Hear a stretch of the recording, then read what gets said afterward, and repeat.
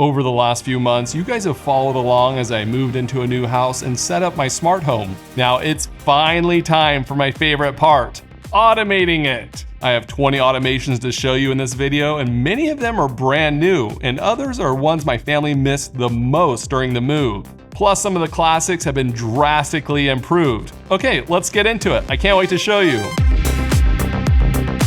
First one up is one of my favorite automations I've made in a long time. You see, at our last house we had a doggy door, but we don't have one here because of the coyotes. Look at this one chasing our dog Annie the other night. Crazy. So we just have to open the door to let her out, and when she wants to come in, she barks and scratches the door. Yeah, that's no good. I was like, come on, I gotta automate this. So I put a Trample-Tech Blue pressure sensor mat under our doormat, and it can detect the little fur ball. So now when she's standing on the mat for over 4 seconds, an announcement plays on the speakers. Annie wants to come inside. Sometimes I hear the announcement going off a bunch and I'm like, dang, it's glitching out. But it always turns out to be Annie standing outside. I'm surprised at how accurate it can detect her. Now she doesn't get accidentally left outside at night as a snack for the coyotes. Yikes. This next automation is for the other animals in our house. The kids. We want to know if our 3-year-old is opening up the front door or any outside doors. Luckily, our house came with a hardwire security system, so I can use the wire to door sensor in my smart home. Awesome. I'm planning on showing how I set that all up in my next video, so hit that subscribe button if you haven't already. A common automation is to announce on the smart speakers that a door was opened. Front door opened. But that can get annoying quickly, bringing in groceries and it's announcing nonstop. Garage door opened. Listening to music on a low volume, and then the announcement cranks the volume and then leaves it high.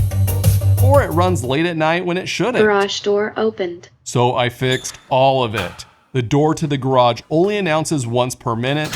I also have the smart speaker volume go back to what it was before the announcement.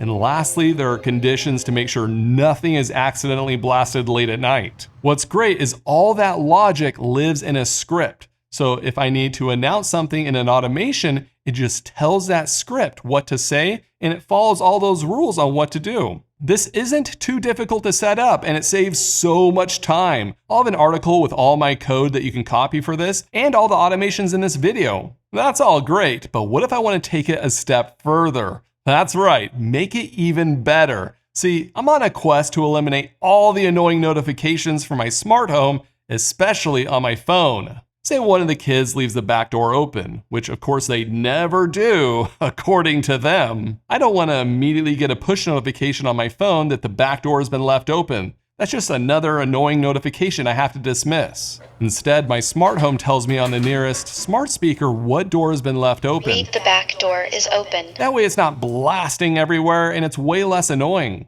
But how does my smart home know which speaker is near me? Well, it uses the Bluetooth on my smartwatch. I hid all these little ESP32 microcontrollers in every room of the house for room presence detection. It's one of my favorite things ever. I love it. Okay, I have one more door alert automation to share with you, but hang with me, this one's really cool. You know when you're driving away and of course the thought pops in your head, did I close the garage door? I'm pretty sure I saw it close. Wait, maybe not. Well, that doesn't happen to me anymore because I made my garage door left open notification 10 times faster without being annoying. Check this out. Normally I have an automation that if the garage door is open for 10 minutes, notify me. I have to have a high number because what if I have the garage door open while I'm unloading the van or something? I don't want tons of notifications. But I recently installed the Rat GDO Disco version. What's interesting is it has a sensor that can detect if the car is parked in the garage or not. Now, if the car leaves the garage for 1 minute and the garage door is still open, we get notified. This is 10 times faster and so much more accurate. Way better. Of course, I can quickly disable this if we're washing the car or something. And if you want to learn more about the disco version, I recently made a second channel video about it that I'll link down in the description if you want to check it out after. All right, let's move on to lights. We have this kids area in our house that I absolutely need automated lights in because the floor is usually covered in tripping hazards and Legos. Yeah, my feet can only handle so much. Plus the kids never turn off the lights over here, so it needs a solution. I'm using both the PIR motion sensor that's part of the security system and the Everything Presence 1 to turn the lights on. Then the mmWave sensor that's inside the Everything Presence 1 to keep the lights on if the kids are playing in here. At least that's how I thought it was gonna work, because after about a day, my kids were annoyed with the whole thing. Ah, come on! They built this fort and the mmWave sensor wasn't seeing them, so the lights were turning off. Frustrating. So I came up with a really simple way to keep the lights on. I'm using a Zeus dimmer switch to control the lights, and what's nice about this is I can program the on and off buttons, so it's super easy for my kids to keep the lights on. All they have to do is press the on button. That triggers an automation to temporarily disable the motion and mmWave sensors. Easy and intuitive to use. Now everyone's happy. Of course, I also change the brightness of the lights depending on how late it is. Right before the kids' bedtime, it's really dim. Then after bedtime, just the lamp turns on to a very dim brightness so it doesn't wake anybody up. The living room and kitchen lights will also turn to an ultra dim setting late at night from the motion sensor in the kids area or in the main area. On the outside, I finally got the permanent lighting added to Home Assistant. Now they're automated to turn on and off every night. Even though it's a simple automation, I always forget that I set it up, so it makes me really happy when I see the lights on. Those simple automations can be the best. You know who the biggest faker is in the family? It's Annie. She's always pretending she didn't get fed to get second helpings. So I was like, I'm gonna take that smart pet feeder that we use to dispense candy and finally feed the dog with it. Let's just say tears were shed by my children, and I lost that battle because I bought another smart pet feeder to feed both types of animals. My oldest daughter helped me figure out how much dog food should be dispensed. Then we set up an automation to feed her every day. Annie, the machines and AI will not fall for your begging for more food. Ah, you're being cute. Okay, here's a treat. With Annie's food automated, I don't want her water to be forgotten about. So I remembered a smart solution Joel came up with when I toured his house in Colorado. Using an Aqara water leak sensor, I attached some wires to tell if the water bowl has water or not. This was super easy to do. I just loosened the screws used to detect water, wrapped a wire around, and tightened the screw. Now if she's out of water, it shows up on the family dashboard and will announce at dinner time. Hey family, rough. Annie has an empty water bowl. This is more of a proof of concept right now. I know it's not elegant to duct tape the wires to the water bowl, and I'll probably 3D print something to hold it in place. But at least the automation works and Annie won't go thirsty. One of the big changes I made after moving to this house was trying to not overcomplicate automations. Like at our last house during dinner time, I tried using zone detection with a mmWave sensor to know when we were sitting at the dinner table and run automations. But it never worked 100% of the time.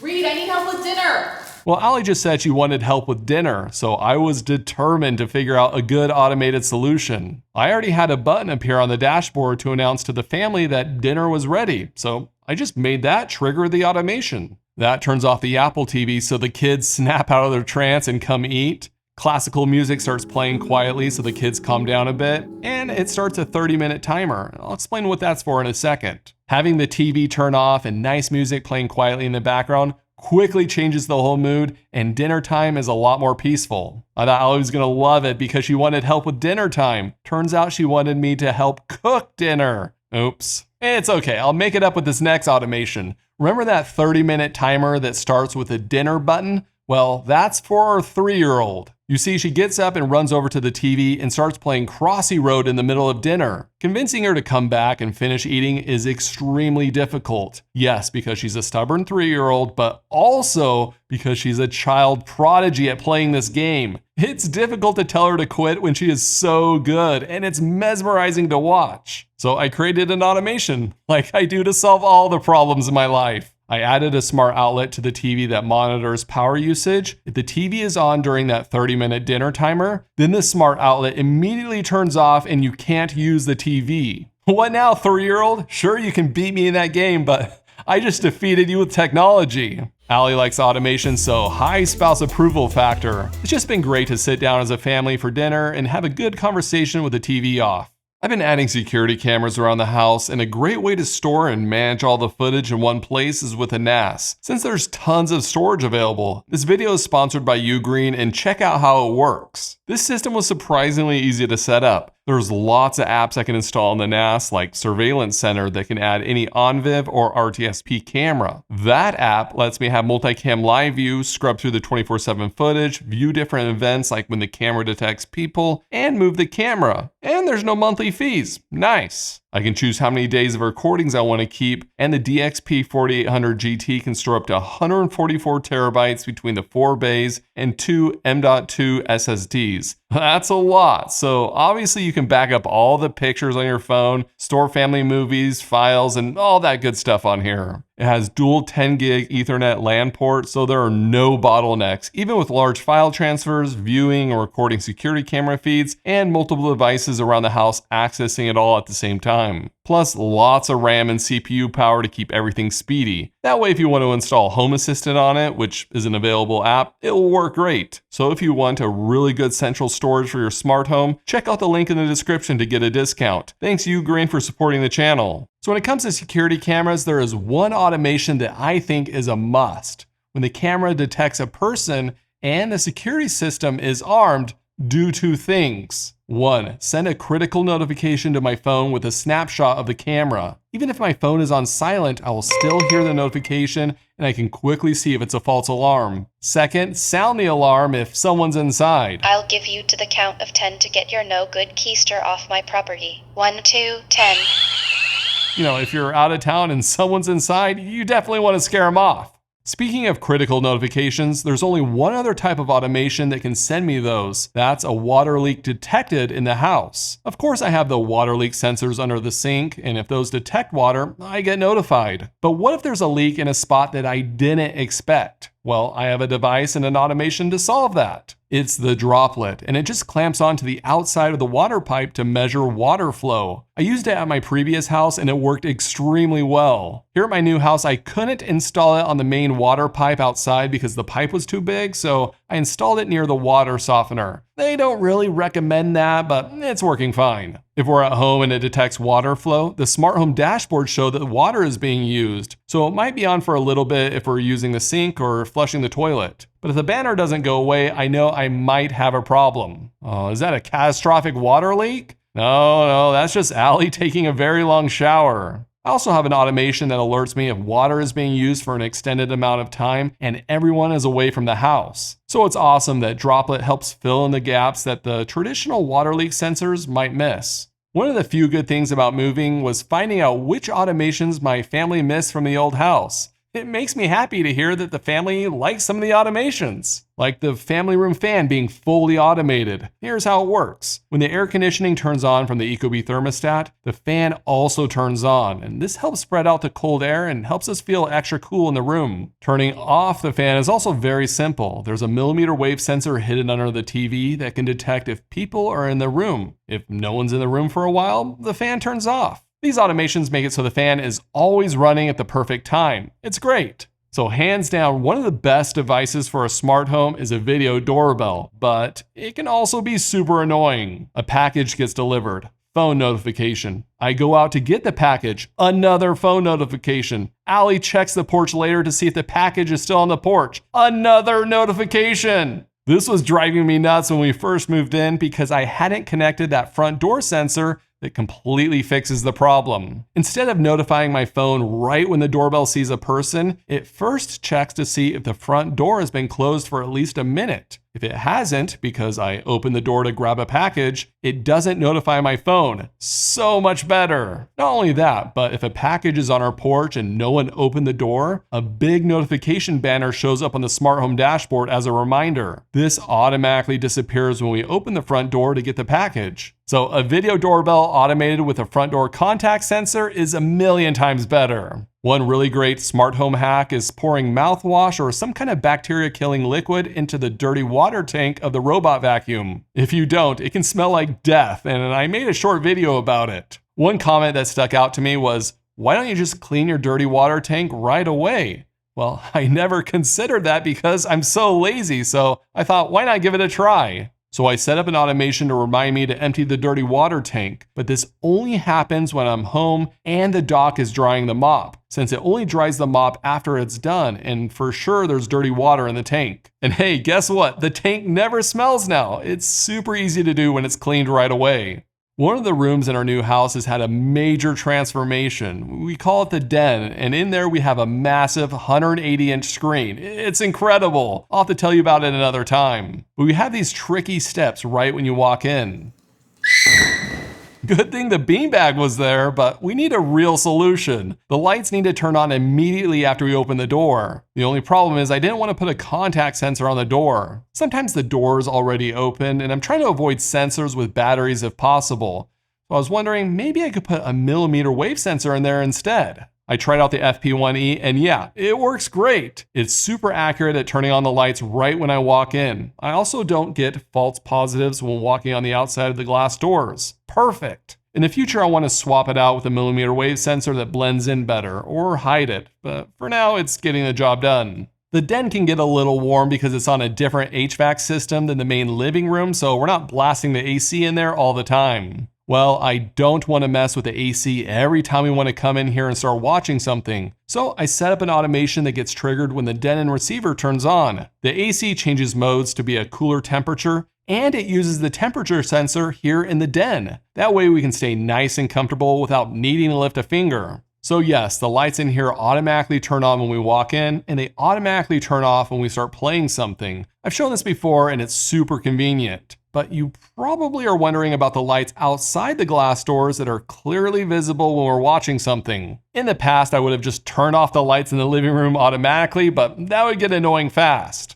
What if we're having friends or family over to watch a football game and all the lights turn off on the people in the living room? I don't want an angry mob attacking me in the dark. So instead, I'm using the buttons on the remote to change the lights. This Sofa Baton remote integrates extremely well with my smart home, so I can program the buttons on the remote to control the lights. There's also the Zeus Sync controller in here to control the lights as well. Lots of buttons the family can press without needing a phone to control them. Sometimes the best solution is to not make it overly complicated, and this works great. Okay, I have a slight confession. You know how I said I hate phone notifications? Well, these get a free pass because they're not just notifications. They have an action button attached. Like say our robot vacuum hasn't cleaned in a few days. If it's at 9 o'clock at night and I'm home, I get an actionable notification asking if I want to run the robot vacuum. If I press the button, then it triggers an automation to turn the robot vacuum into quiet mode, just vacuum, not mop, and only clean certain rooms in the house. Now it can clean without waking anyone up.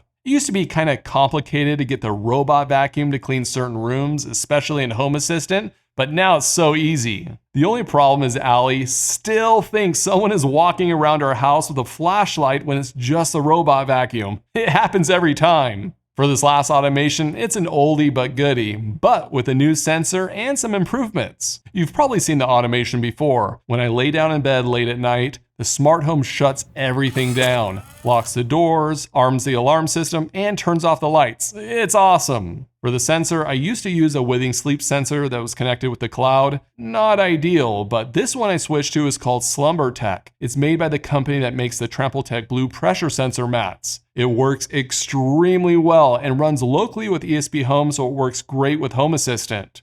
Because it's such a seamless automation, laying down and everything shuts off, I wanted confirmation that the automation ran fine. What I ended up with is this. If the bed lights are still on, then announce that the smart home turned everything off. The alarm has been armed and everything turned off in the house. Or if the bed lights are already off, maybe Allie's already asleep, just flash my bed lights on and off to let me know. It works great. Hopefully this video gave you ideas for your smart home, and thanks for watching.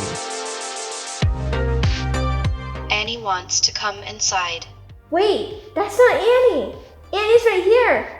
That must mean it's a coyote! Coyotes? Scary! Reed, what's out there? Oh, it's nothing. That was just me. I'm helping the kids get to bed.